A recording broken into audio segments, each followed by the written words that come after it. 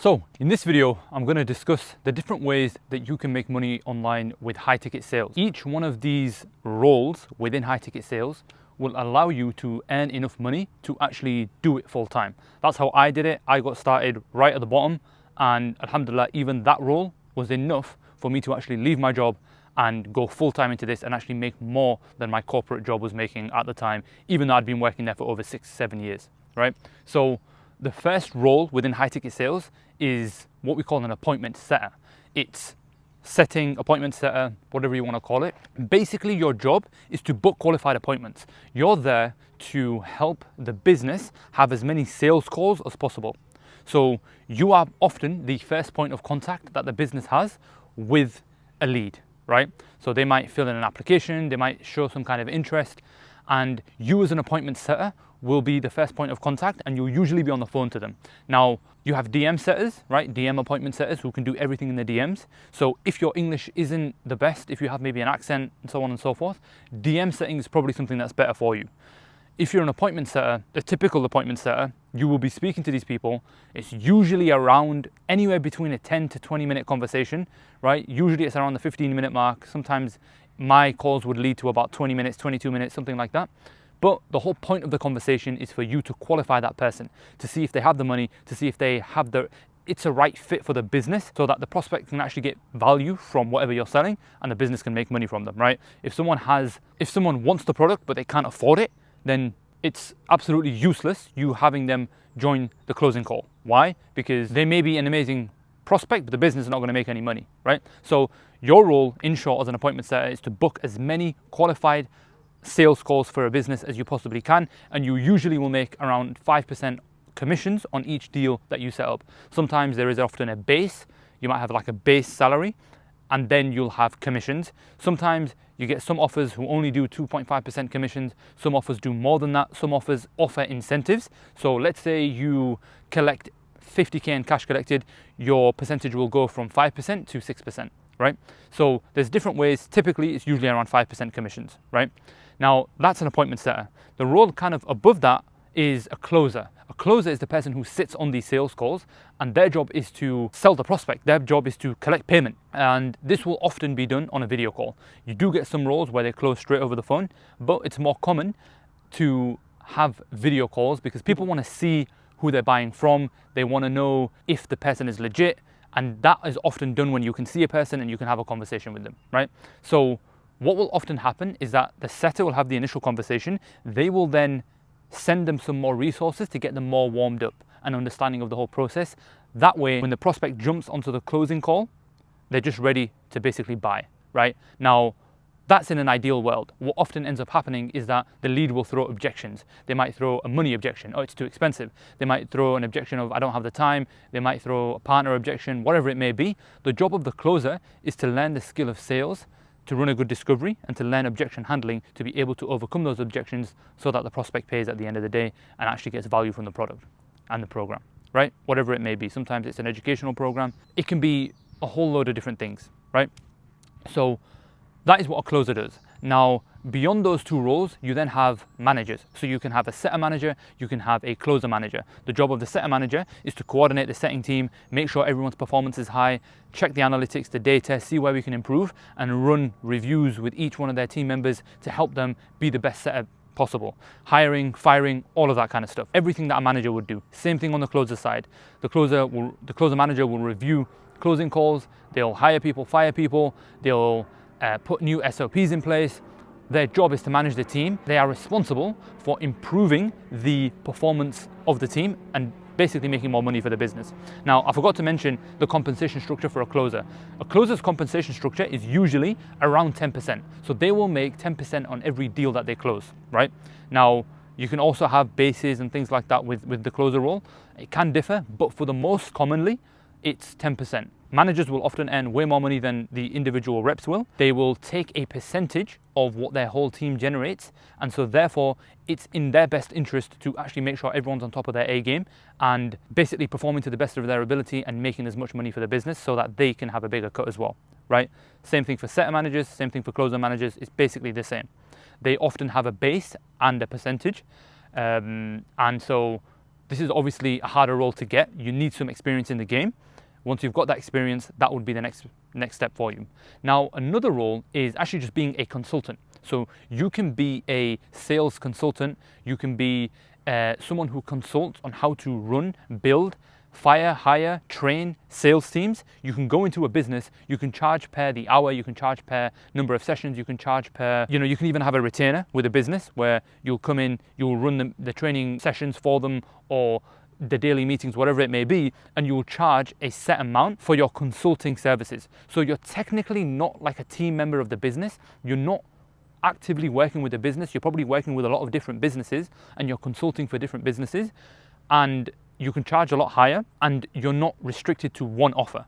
So you've learnt the skill of sales, you've understood how to build a sales team, you understand how to put the systems in place. Now you can go to different businesses and say, look, I can come in, build your sales team, show you how to train them, hire fire reps if I need to, depending on what the involvement is. And you can charge a consultancy fee for 10 different businesses, right?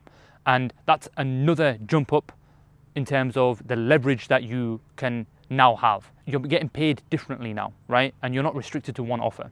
So you can become a consultant. You can also start to run a sales agency. So what an agency often does is they kind of do something very similar to a consultancy, but they might specialize in building sales teams. So they will have access to a whole load of setters and closers. They can go to different businesses and say, look, we're going to come in, we're going to charge a revenue percentage, right? Let's say they're making $1 million a month. We're going to come in, our cut is 20%. We're going to come in, bring our sales team in, right? We already have the systems, the trainings, the people in place. We know how to run sales teams. You don't know how to do that. We'll come in and basically look after your whole sales team. Now, obviously, if the business is already doing $1 million a month, they already know and have a good sales system in place. But I'm just using this as an example so that you have an idea on how a sales agency actually works, right? And then they can go and do this with different businesses. They can do this with different offers and different companies, and they'll have access to a lot of people, setters, closers, that they have trained, that they have been able to vet and are reliable to them, and they can just come in, plug and play into different businesses, get them up to speed on the product, the program, the niche. Once you know how to run a sales team in one niche, in one company, it's all just transferable. Yes, the technicalities may differ in terms of terminology of what you're selling and basic product knowledge, but sales teams are sales teams at the end of the day. So that's a sales agency, right? Now you can get paid a lot more for that as well than you can being just a setter or a closer, right? Setter or a closer, I would say those things they're not businesses. And even a setter manager, it's not a business. You're not running a business. You're making money for a business. So it's very similar to a job, but I would argue that it has a way higher cap and you learn a lot more skills than you would in a normal 9 to 5. Right? That's all I was looking for at the beginning. I just wanted to be able to make money online, not have to do that working for a 9 to 5 job that I really didn't want to work for, and be able to do that online remotely so I can travel the world and do whatever I want. And my income is not capped every single month, right? With setters or closers, if you work more, you close more deals, you make a lot more money, right? So that dopamine, the drive to actually want to work and work hard and perform well, that improved my quality of life so much, because when I was working a 9 to 5, I just felt like a zombie. I don't care about the work. I have no reason to want to care about the work more. I just did it because I had to, because if I didn't, then I'd lose my job, right? Whereas in sales, the harder you work, the more hours you put in, you will make more money by the permission of Allah, right? So we've got setter, closer, setter manager, sales agency, consultancy, and then you can do something very similar to this, where you build an audience and then you can sell your own product, right? There's a lot of people that will grow a huge following online and then they'll sell their own sales coaching, right? So now you've gone from being a rep to learning a skill to building an audience and then monetizing that skill by charging a high ticket service. People charge 5K, 10K just to join their mentorship and actually learn the skill of sales, right? And then if you learn a different skill, you can do the same. It doesn't have to be sales. You can then grow an audience around anything. If it's a skill that you've learned, you can sell and you can actually make a lot of money doing that, right? So this is kind of the trajectory that a lot of people take. It's not the only trajectory. It's not an exhaustive list of what you can do, but it is a basic idea on how you can actually make money online with high ticket sales, the different avenues that you can take. Usually where you start is appointment setting. Generally speaking, you don't have to start an appointment setting. I started as a closer. And then I went back into appointment setting. And on some offers, you're going to make more money as a setter than you are as a closer. And that was the case for me, So you can start as a closer, you can start as a setter. You probably won't be starting as a setter manager or closer manager because you have no idea what a sales team looks like and how anything works. So you will almost definitely start as a setter or a closer, sometimes as a DM setter. And that's how you can then start to work your way up, learn the systems, make a good name for yourself, leave a good reputation on an offer owner, and then they will give you more responsibility. And then that's how you can start to make more and more money. And inshallah ta'ala, actually live the life that you want to live, right? It's not a easy business model, especially with closing and setting. It's not really a business model. It's more of a skill and a way of making money online, right? And then when you've got your sales agency, say you're running your own coaching, your own consultancy, that's more like your own business. But yeah, that's when you can basically make it a business. Before that, it's just another way of making money online. It's quite similar to a job, but it's different in the way that it's not capped. You can work from anywhere in the world. There's not the same kind of corporate 9-to-5 kind of life that you're living. And also, especially if you're someone in the West and you really hate the kind of just what comes with being in a 9-to-5 in the West, like even for me in the UK, you've got Christmas parties, you've got all of this kind of stuff, free mixing, all of that. If you want to avoid all of that, then you can simply go into something like high ticket sales and you'll be able to see that you are in a completely different vehicle. You're making more money, right? Like this was the case for me. You're able to make more money and you're not having to go into work into a physical location. You're not having to work with people you don't want to work with. You're not having to be around things which compromise you on your religion.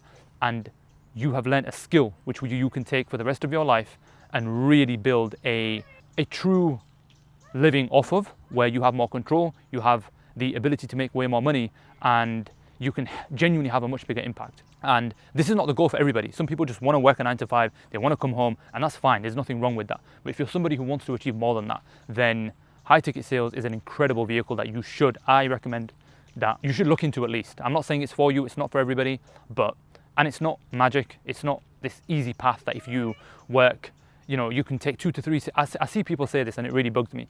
People say, you can take 2 to 3 sales calls a day and make 10K a month. Like, if you see that, I feel passionately about this because I think people have been misled a lot.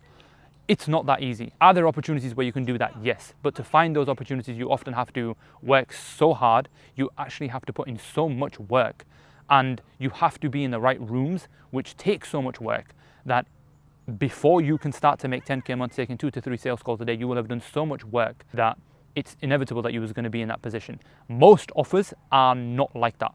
Most offers are the best, the killers on any offer, the killer sales reps. They often work 12 hours a day. They often work 10 to 12 hours a day. That's just me being real. That's what I was working to be, one of the top setters, right? And the top setter actually, right? And it's like people think that it's going to be easy. People think you're making money online, so it's going to be easy. It's not. If someone's telling you that, I would run the other way. If somebody's telling you that you can make money in a very easy way with high ticket sales, it's not the reality. It's not the full picture. There is more to it than that. And I'll tell you this. It's going to take more work than your 9-to-5. It did for me. Now, thankfully, I wasn't looking to work less, right? If you're looking to work less, don't choose high ticket sales. That's my honest opinion. But if you're looking to, I wanted to work harder. I wanted to find like passion and like drive to do what I wanted to do, because I wanted to make more money. And when you see those dollars, when you see those pounds, and you see how the more you work, the more money you'll make, it makes you enjoy working harder. And I think that's how people are generally made anyways. We weren't made to just, this is my opinion, we weren't made to just work a 9-to-5, have no upside or downside, and so we don't really care about the work that we're doing. We were all made, in my opinion, right? I feel like we all find a lot more fulfillment when we are genuinely working towards something which is a huge project, which can completely change the trajectory of our lives. And especially as men, I think that's what drives us and keeps us healthy and excited for the future and whatever we're working on. And alhamdulillah, since the day I left, that's how I've been feeling every single month. It's not all sunshine and rainbows. Some months you'll make no money or very little money. Some months you'll make a load of money. There's a lot of state control required, right? Emotional control. And that's a topic for a different video. But man, am I so glad that I chose this journey. Alhamdulillah. I'm genuinely very, very grateful. And I'd recommend it for people if this sounds like something that you would enjoy doing, right? If you don't want to talk to people, you just want to stay locked in a room, like it's probably not the vehicle for you. But if you're willing to do what it takes, like I was, I don't particularly enjoy speaking to hundreds of people a day, like I had to when I was a setter. but I enjoyed, or I was passionate about success and making money and learning skills that would change my life. And alhamdulillah, I've seen a small level of success. And yeah, now I'm sharing these tips and these videos just to actually give people an insight. Because when I was getting into this journey, there weren't many people just speaking very raw about what high ticket sales actually looks like, right? Yeah, if I can be of benefit to anybody, then alhamdulillah, I'm fulfilling the purpose of these videos. Other than that, we'll keep it short and sweet and end it there. Yeah, I'll catch you guys on the next one. Assalamu alaikum wa rahmatullahi wa barakatuh.